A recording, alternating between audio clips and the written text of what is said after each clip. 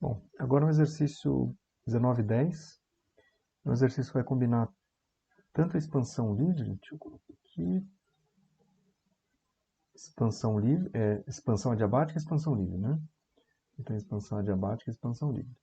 Tá? Vai ser primeiro um processo de expansão adiabática, depois um processo de expansão livre. Então, vamos fazer algumas continhas assim bem básicas sobre esses dois processos. Então, é o seguinte, inicialmente há um mol de oxigênio, tá? Considerando que o oxigênio é um gás ideal, ele está numa temperatura de 300 Kelvin e um volume de 12 litros, tá? Inicialmente. Então, deixa eu colocar já esses dados aqui, ó. Então, tem temperatura inicial igual a 310 Kelvin e volume inicial 12 litros. Beleza. E é permitido que o gás se expanda, né, para um volume final de 19 litros, tá? Então, qualquer pergunta, qual que seria a temperatura final se o gás se expandir adiabaticamente, tá? Então, essa expansão vai ser adiabática. Então, temperatura final é quanto eu quero saber, e o volume final é exatamente 19 litros. Tá? Então, o oxigênio é um gás diatômico, e nesse caso as moléculas giram, mas não oscilam. Deixa eu calcular então, já fazer a conta aqui de qual que seria o calor específico, né? O calor específico é o volume constante, a pressão constante, para calcular o gama desse, porque vai ser importante para um processo adiabático, né? Então, aqui é uma molécula diatômica, que tem 5 graus de liberdade, então estou chamando de F, número de graus de liberdade igual a 5, que vão ser 3 de translação mais 2 de rotação. Ele não vibra, né? Então simplesmente só são 5. E o gama é igual a Cp por Cv, que é igual a 1 mais 2 dividido por F. Isso aqui vai me dar, substituindo então F igual a 5, vai dar 1,4. Certo? Isso é importante por quê? Porque para a relação de um processo adiabático, né? Eu tenho pressão inicial, volume inicial elevado ao gama, e nesse caso o gama é 1,4, igual a pressão final, volume final elevado a gama. Bom, isso aqui é constante, né? Aquela história, isso aqui é um valor constante. A questão é que eu não tenho informação sobre pressão, só tenho sobre temperatura e volume. Então, e eu preciso então reescrever essa equação, né? Então, o que eu faço? Eu vou usar a lei dos gases ideais, PV igual a nRT, e vou trabalhar então com, eu vou substituir a pressão. Não tenho pressão, não quero saber da pressão, então eu vou substituir pressão igual a nRT dividido por V. Tá? Então, aqui tem a equação 1, aqui a equação 2, eu vou substituir então a equação 1 na equação 2 na equação 1, né? Equação 2 na equação 1. E aqui eu tenho então nR, T inicial, V inicial elevado a gama, dividido por V inicial, é igual a nRT final, V final elevado a gama, dividido por V final. Corto número de mols, constante dos gases, aí eu tenho como resposta uma relação que envolve simplesmente temperatura e volume, né? Então, temperatura inicial, V inicial, gama menos 1, ou seja, V elevado a gama, que aqui está dividido por gama, né? por V. Então, é V elevado a gama menos 1. Isso é exatamente igual a temperatura final, V final, gama menos 1.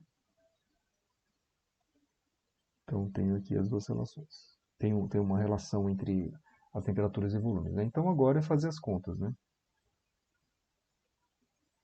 Então, eu tenho temperatura inicial é 310 Kelvin, o volume inicial é 12 litros, elevado a gama menos 1, né? Então seria 1,4 menos 1. Isso vai ser igual à temperatura final que eu quero saber efetivamente, vezes 19, 1,4 menos 1. Tá? Então tem que só fazer essa conta aqui, faz a conta na calculadora. Se você fizer essa conta, então a temperatura final vai dar exatamente 258 Kelvin. 258 Kelvin. Então realmente baixou a temperatura, né? Então numa expansão é o gás que precisa realizar, precisa gastar energia, como o gás gasta energia, ele diminui a energia interna. Se diminui a energia interna, diminui a temperatura. Essa é a lógica da história, né? Então, beleza, deixa eu ver. É isso aí, tá certo. E agora o item B, né? O item B agora é basicamente a mesma coisa, só que são os mesmos dados, né, do problema, só que agora é uma expansão livre que está acontecendo, né? Vou colocar em amarelo, né? Então, agora a pergunta, quais serão a temperatura final e a pressão final se o gás se expandir agora livremente, né, uma expansão livre, para o novo volume a partir de uma pressão de 2 Pascal, né? Então, o que eu tenho agora? Eu tenho uma temperatura inicial de 310 Kelvin, eu tenho um volume inicial de 12 litros, e aqui a pressão pede a pressão inicial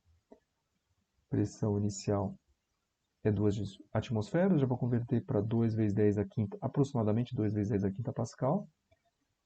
Então aqui vai me dar a situação inicial, e aí pergunta o quê? Pergunta temperatura final, o volume final eu já sei quanto que é, né? O volume final é 19 litros, então temperatura eu não sei, e a pressão quer saber também, né? Pressão final eu também não sei. Certo? Então, duas informações, temperatura e pressão final na expansão livre.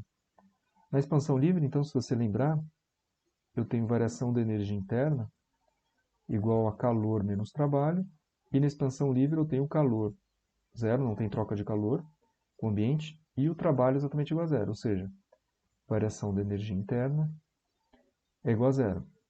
Se a variação da energia interna é igual a zero, significa que não há variação de temperatura, né? Então eu já consigo descobrir automaticamente qual que vai ser o valor aqui da temperatura. Então a temperatura final, já vou colocar aqui, vai ser 310 Kelvin. Não variou a temperatura, não variou a energia interna, não variou a temperatura. Então fechou. O primeiro ponto fechou. E como eu tenho uma informação sobre, eu sei a temperatura inicial e temperatura final, mas um processo de expansão livre, eu não conheço o processo como um todo, mas eu posso trabalhar como se eu tivesse uma curva adiabática, uma curva isotérmica, no caso. Não adiabática isotérmica, né? Então tenho pressão e volume, situação inicial e situação final, e eu sei que as temperaturas são as mesmas, eu posso dizer que isso aqui pode ser um processo isotérmico. Eu não sei exatamente como é que é esse processo. Eu não tenho essa informação. Porque é um processo caótico, né? Eu sei a situação inicial e final, consigo medir, né, os valores de pressão, temperatura e volume, inicial e final, mas o processo eu não sei. Mas eu sei que isso aqui, a temperatura dessa isoterma é 310 Kelvin, então eu posso dizer que isso aqui pode ser, por exemplo, um processo isotérmico, né? O caminho da situação inicial até o final. E com esse dado eu posso utilizar então PV igual a nRT, que é igual a constante. Ou seja, eu não perco nem ganho moléculas, constante é igual e a temperatura é constante. É a mesma, né? 310 Kelvin. Ou seja, eu posso trabalhar aqui P inicial vezes V inicial igual a P final vezes V final. Então, eu tenho todos os dados. Eu tenho P inicial, que é 2 vezes 10 a quinta. Volume inicial é 12, que é igual a pressão final que eu quero saber, vezes o volume, que é 19 litros.